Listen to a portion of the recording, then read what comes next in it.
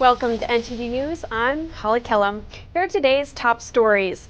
Public hearings in the impeachment inquiry continue. The former ambassador to Ukraine is testifying, and a new poll reveals most Americans believe Democrats and the media are working together to impeach President Trump.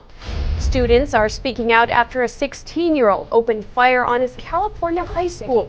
He killed 2 and wounded 3 before using the last bullet on himself. Police are still searching for a motive. The U.S. Senate has initiated what is being called a hotline process meant to expedite the passage of the Hong Kong Human Rights and Democracy Act. This as pro-democracy protests in the city escalated this week. And senators are hoping to stop a U.S. pension plan from investing in questionable stocks. Chinese companies accused of supporting Beijing's military and surveillance systems. The pension plan is used by federal employees and members of Congress.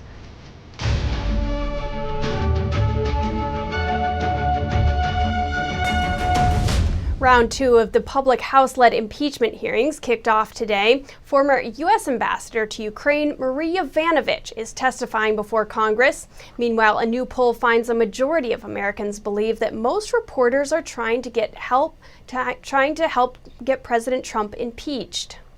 Just last month, Yovanovitch testified before House lawmakers behind closed doors. During her nearly 10-hour deposition, she told lawmakers President Trump wanted her removed over what she called, quote, unfounded and false claims. But Deputy Secretary of State John Sullivan, who had informed Yovanovitch of the decision, said that previously Trump had lost confidence in her.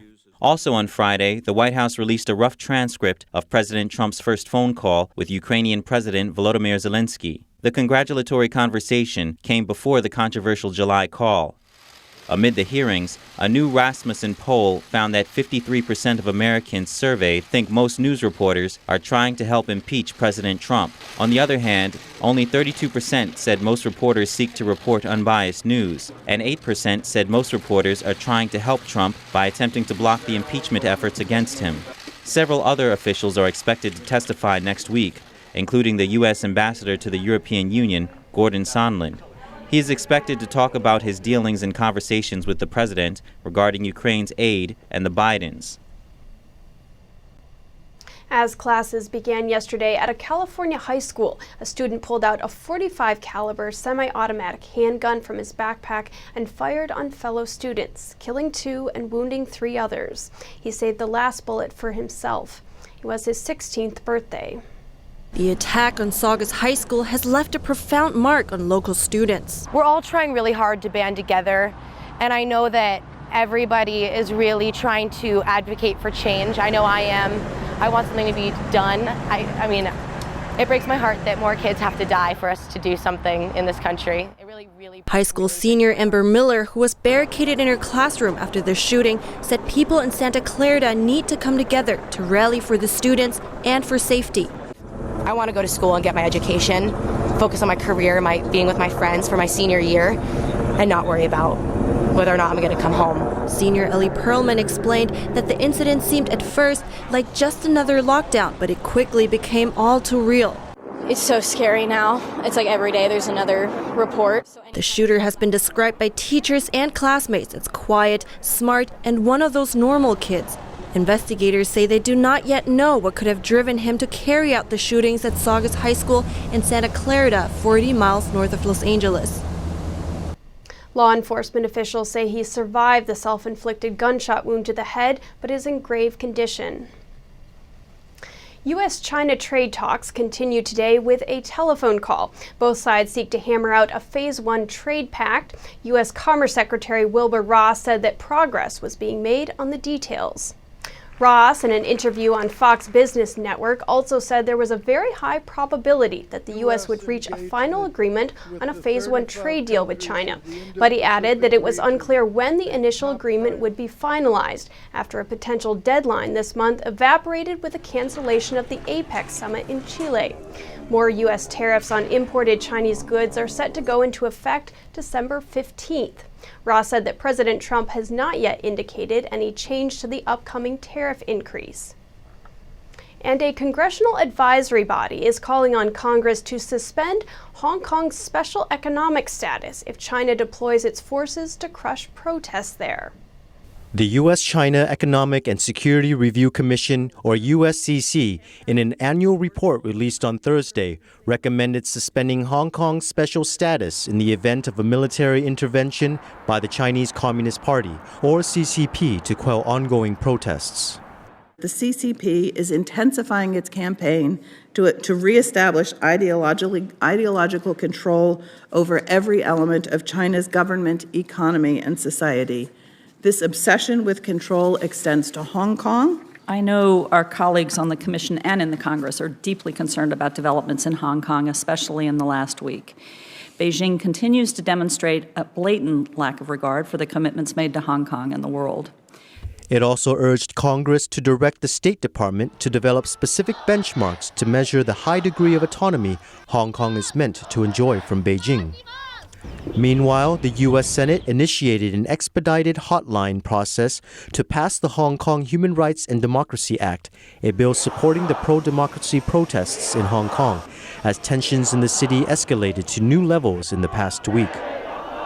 Senator Marco Rubio said in tweets that it could pass as early as next Monday. Senator Josh Hawley, a bill co-sponsor, also expressed optimism that the passage should be imminent.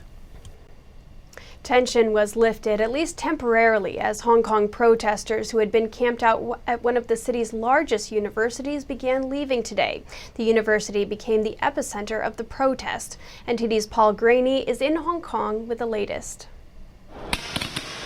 The police did not respond to the protesters' demands to release the arrested protesters by Friday. As a result, protesters blocked the highway that they had unblocked earlier in the day, and the police came back. However, they left several hours later. After 4 days of occupation, a large percentage of protesters left the Chinese University of Hong Kong. The campus became their central base after a police offensive on Tuesday night. We have people cooking, we have people washing dishes, we have people being first aiders. Many inside had been preparing for another offensive by police on Friday. However, that didn't happen until late in the evening, and the resulting fatigue may have been a contributing factor in people leaving. They're very tired because a lot of them have not been sleeping for maybe 20 hours, 30 hours. In a surprise move, before the exodus, the protesters reopened part of the highway they had strategically blocked days earlier. Some were disappointed with the decision. They felt the police wouldn't concede anything in return. Both sides of the highway were partially opened here at 6 a.m. Friday morning on condition that all protesters who were arrested here on Tuesday night be released within 24 hours.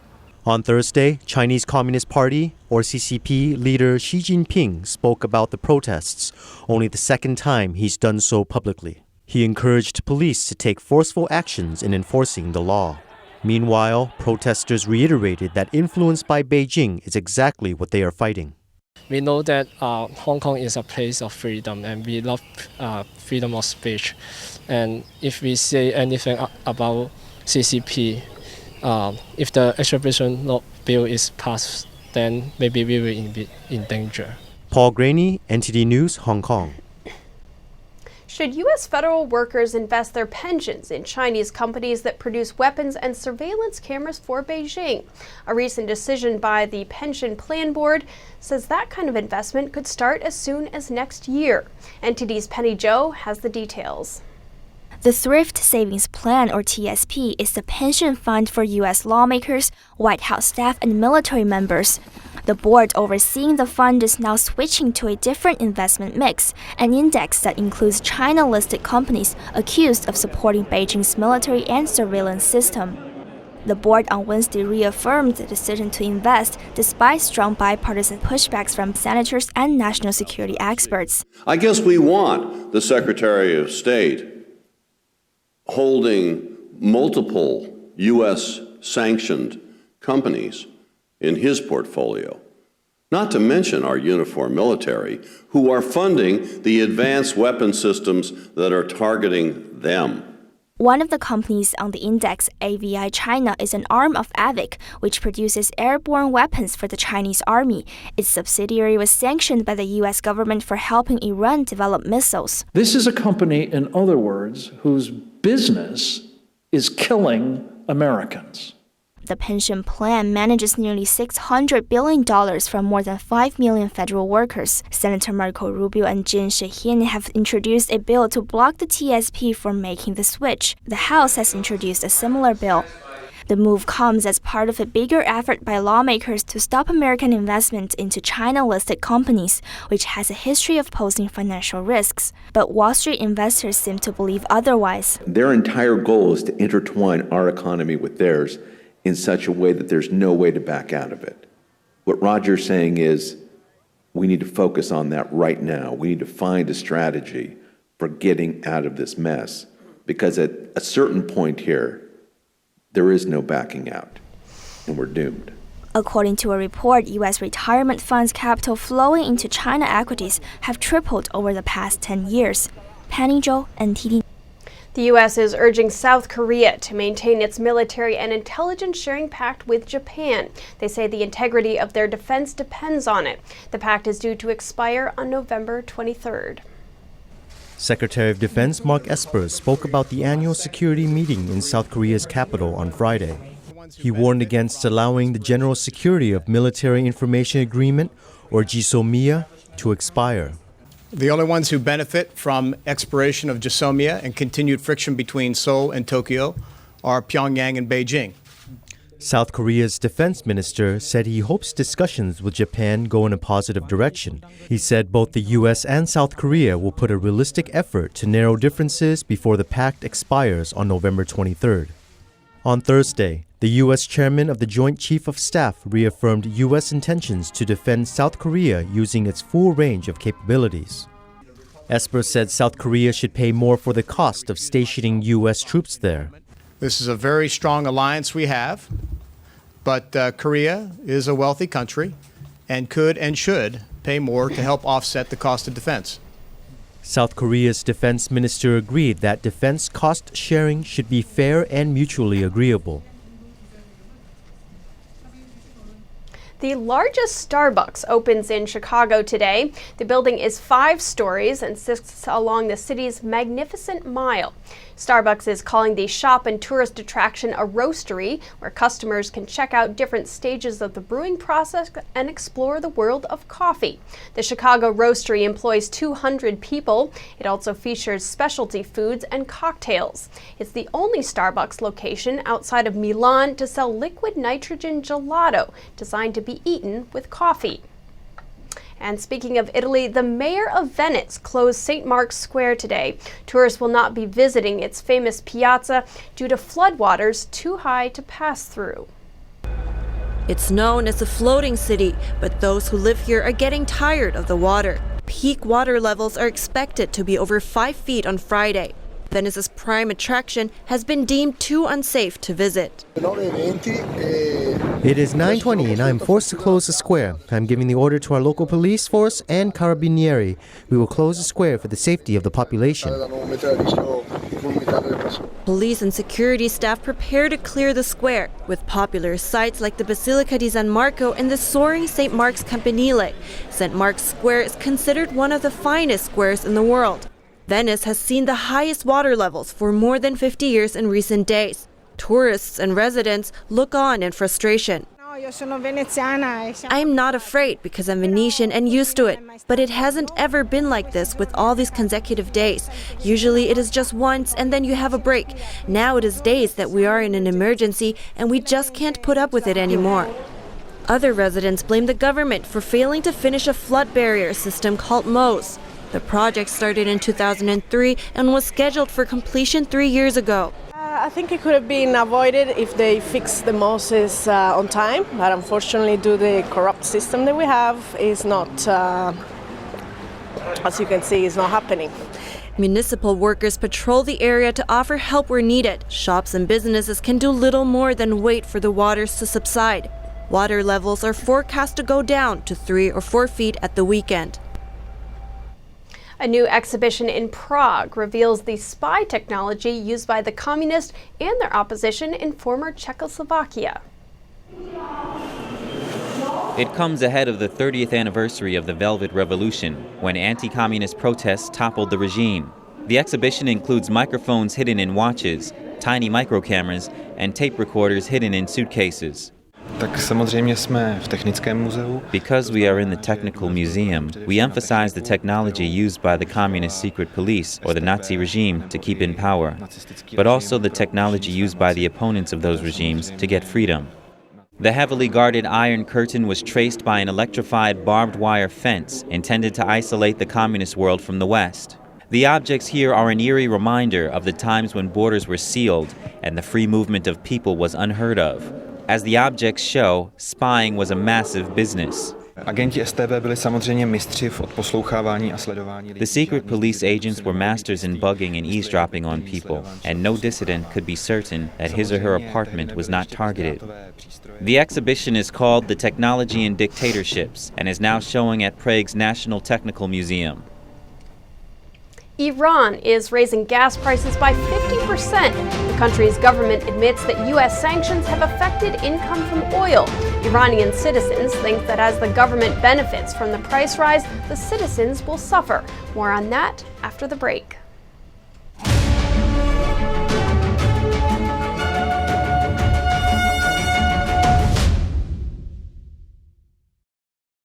This is extremely gutsy. The Chinese Communist Party is not known for taking criticism very well. The police have blocked off the streets and been firing tear gas and beanbag rounds at the protesters, and they've made several arrests.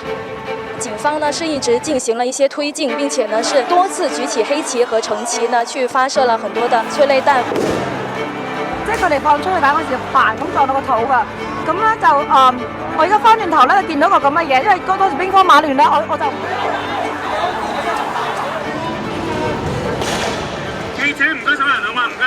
That's the media liaison. They're telling us that we need to get out of here. They're telling the press to leave.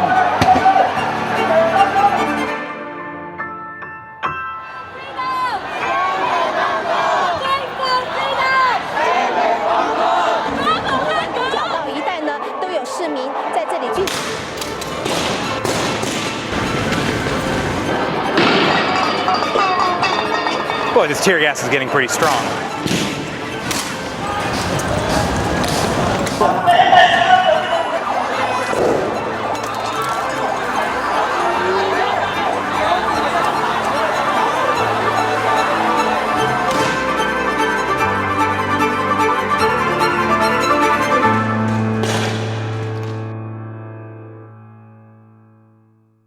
Our investigative reporters at the Epoch Times have spent 18 months uncovering the biggest political scandal in modern history. We connected the dots around Spygate, the actions by Obama-era officials against Trump's 2016 presidential campaign. Join me on Declassified as we bring you up-to-date developments on this unfolding scandal.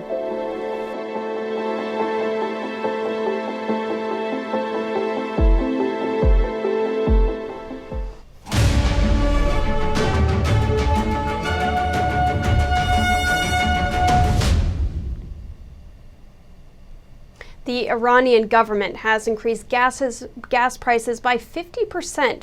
This as the administration of Hassan Rouhani struggles to offset the impact of U.S. sanctions and a sharp fall in its income.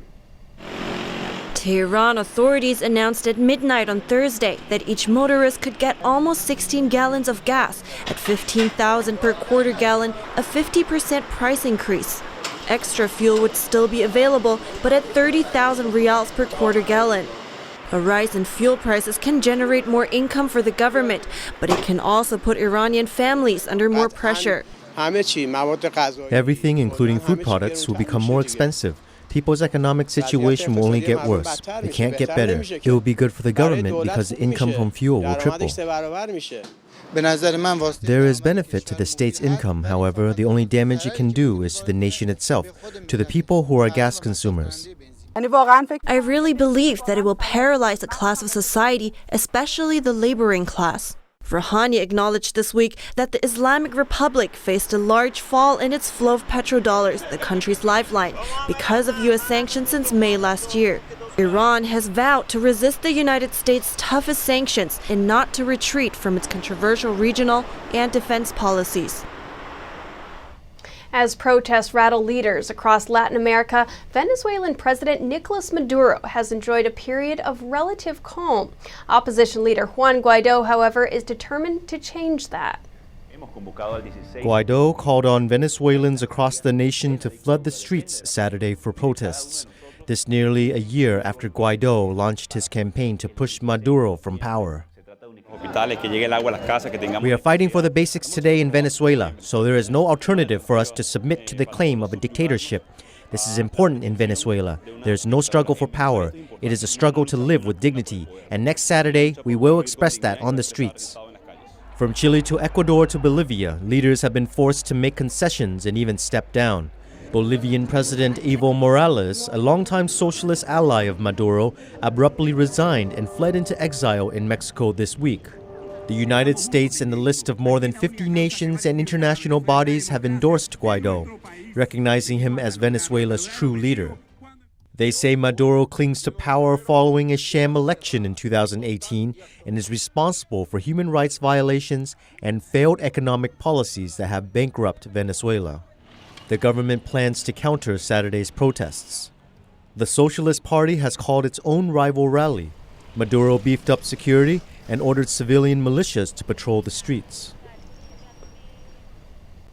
Up next, an 18-year-old becomes the first Belgian to die from vaping.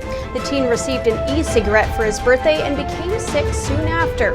Experts think the death could be linked to a certain additive. More on that when we return.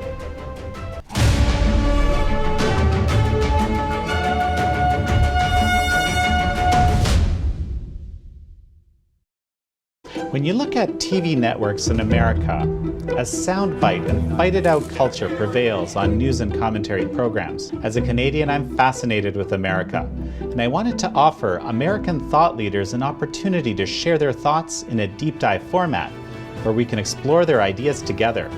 And so American Thought Leaders was born. The world's most brilliant thinkers believed that open discourse was the key to greatness. However, all around the world, we see that discourse is being stifled and political agendas have subverted media. The Epoch Times launched its Global Thought Leaders program to bring back this great tradition of free thought. As the host of American Thought Leaders, every week I interview some of the most intriguing minds on the most pressing issues of our time. Be sure to check out our new episodes every week.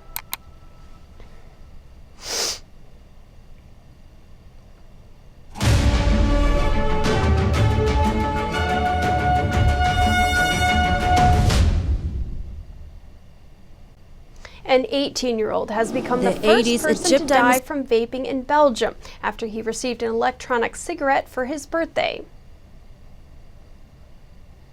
The Aedes aegypti mosquito is present in over 130 countries. It is responsible for diseases such as dengue and the spread of other viruses.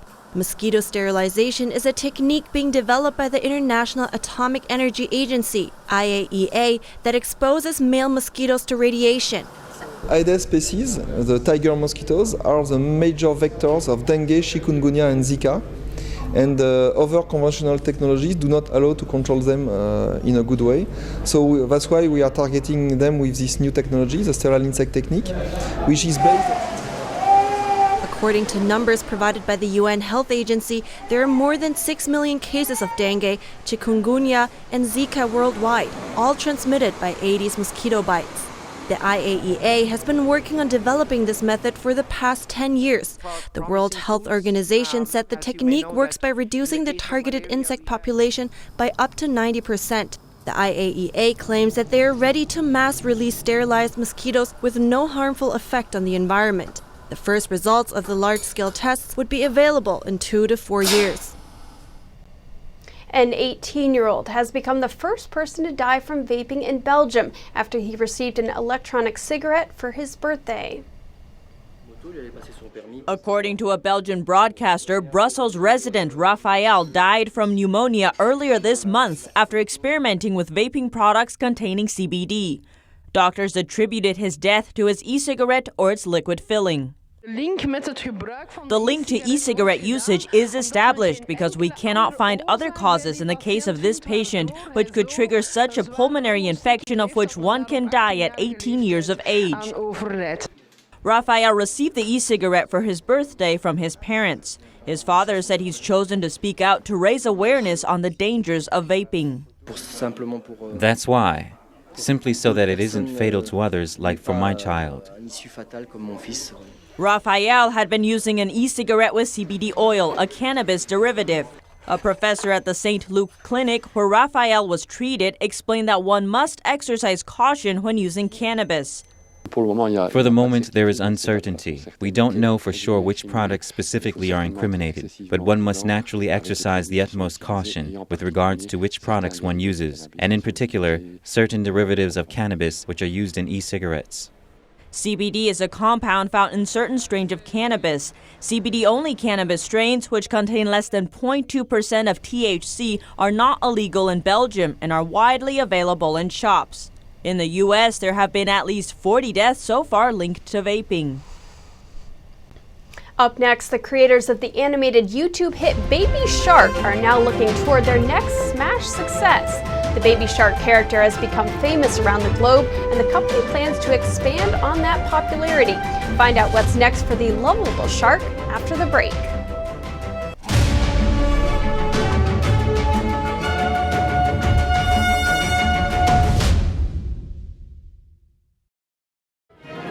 Every once in a while, something comes along, so masterful, it leaves you in awe. So inspiring, it changes your life.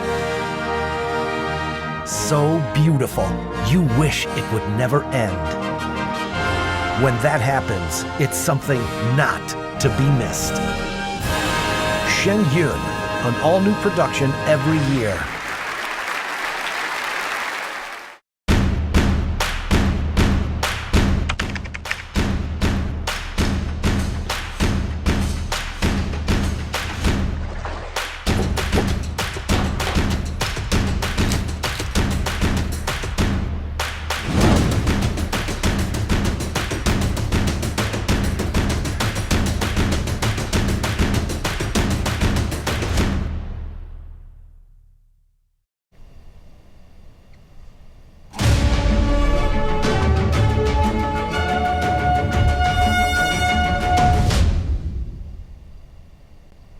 Entertainment company Smart Study struck YouTube gold when it added a K-pop beat to an old campfire song, Baby Shark. Now it says it's working on a new character and a big new market.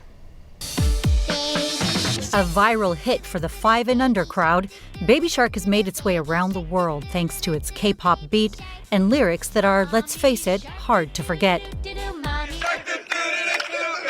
The 5th most viewed video of all time on YouTube has even made it to the streets of Lebanon after it was used to soothe a child caught up in anti-government protests. But the company behind the hit, South Korea's Smart Study, is worried Baby Shark could be in danger of becoming a one-hit wonder.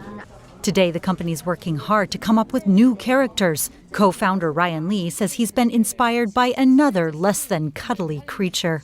There are definitely children around the world who love dinosaurs, but dinosaurs haven't really been branded yet. So I think this is an area we could explore. Personally, I would like to make a dinosaur brand. And he's got a big market in mind too, China. Baby Shark made almost no splash on the mainland where YouTube is blocked. Smart Study also said that the Mandarin word for shark, 鲨鱼, was a little tricky to put to music. But Lee believes that the right dinosaur character with the right K-pop beat will strike a chord in the Chinese market.